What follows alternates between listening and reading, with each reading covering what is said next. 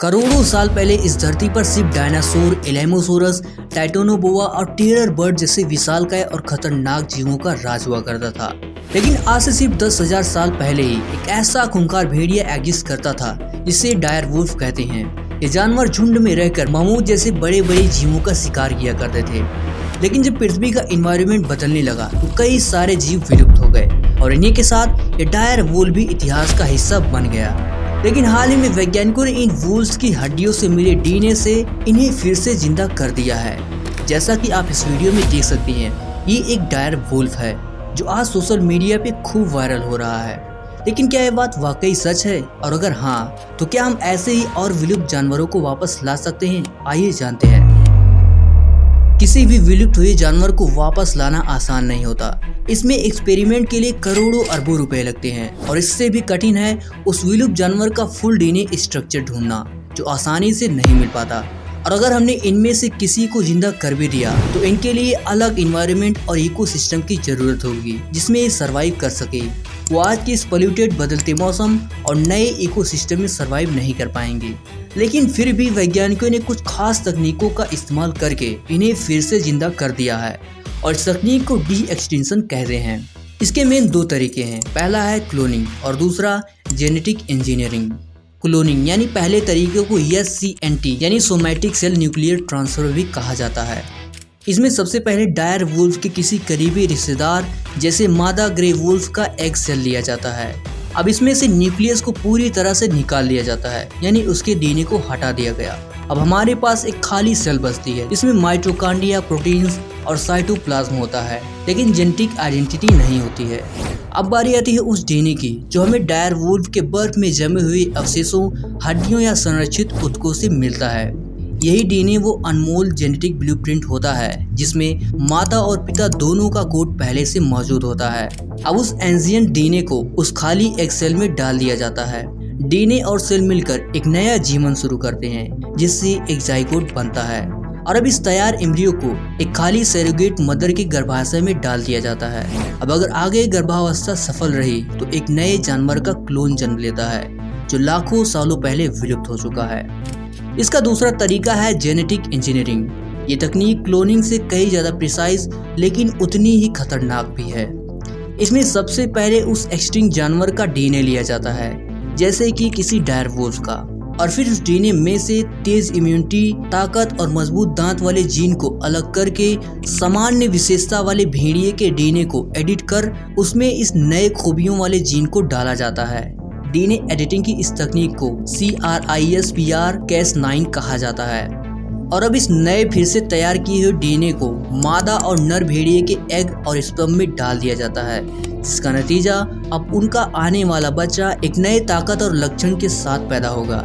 लेकिन इस तकनीक में बहुत रिस्क भी होता है।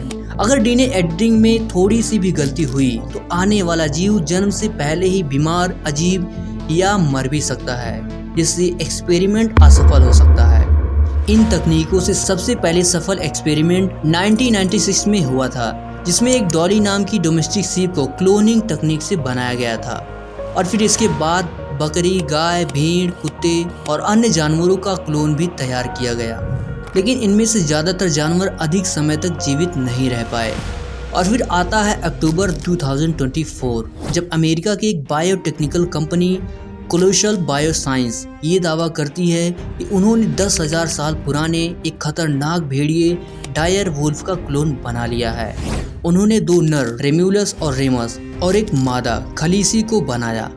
अगर आपने गेम ऑफ थ्रोन्स शो देखा होगा तो आपको ये सफ़ेद डायर वुल्फ्स याद ही होंगे, जिन्हें अब हम असलियत में भी देख सकते हैं। जैसा कि आप इस वीडियो में देख सकते हो कि भेड़िए आज के भेड़ियों से कितने अलग दिख रहे हैं।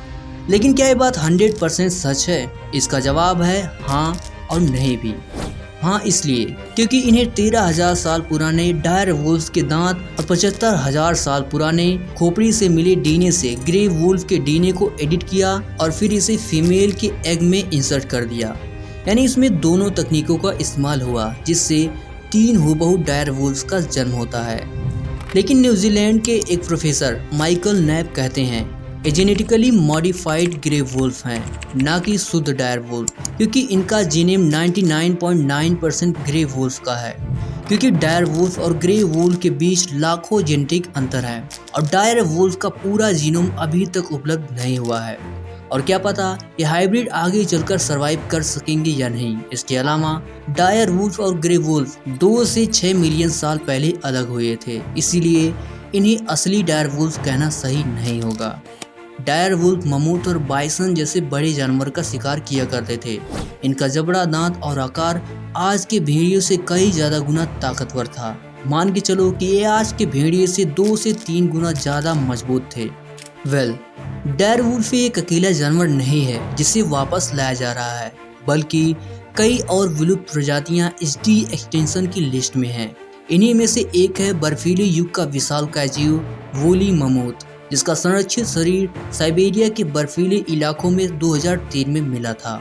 और वैज्ञानिकों का ये दावा है कि आने वाले समय में इसके जीन को एशियाई हाथी में डालकर नया वूली ममूथ हाइब्रिड तैयार किया जाएगा। इसके अलावा पैसेंजर पिजन, जो 1940 में अमेरिका में आखिरी बार देखा गया था और फिर विलुप्त हो गया, उसके संरक्षित डीएनए को आम कबूतर में जोड़कर दोबारा जिंदा किया जा सकता है।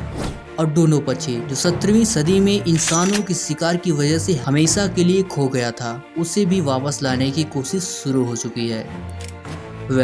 डी एक्सटिंक्शन यानी लाखों सालों पहले विलुप्त हो चुके जानवरों को वापस लाना सुनने में रोमांचक लगता है, बिल्कुल किसी साइंस फिक्शन मूवी जैसा, जिसमें एक साधारण इंसान के शरीर में अलग जीन डालने पर उसके शरीर में सुपर पावर्स आ जाती है। एक वैसे ही आज हम किसी खास खूबी वाले जीन को एक जानवर के शरीर में डालकर उसे सुपर पावर दे रहे हैं। लेकिन सवाल खड़ा होता है, क्या हमें वाकई प्रकृति के नियमों के खिलाफ जाना चाहिए? क्या हमें उन जानवरों को फिर से जिंदा करना चाहिए जिन्हें प्रकृति ने लाखों सालों पहले खत्म कर दिया था? अगर हम इन्हें वापस लाते हैं तो क्या पता इनसे क्या खतरा हो, और क्या वे आज इस एनवायरनमेंट में रह पाएंगे? ये बड़े सवाल मन में आते हैं। अगर वीडियो पसंद आई हो तो लाइक करें, शेयर करें और सब्सक्राइब जरूर से करना। तब तक के लिए take care and good bye.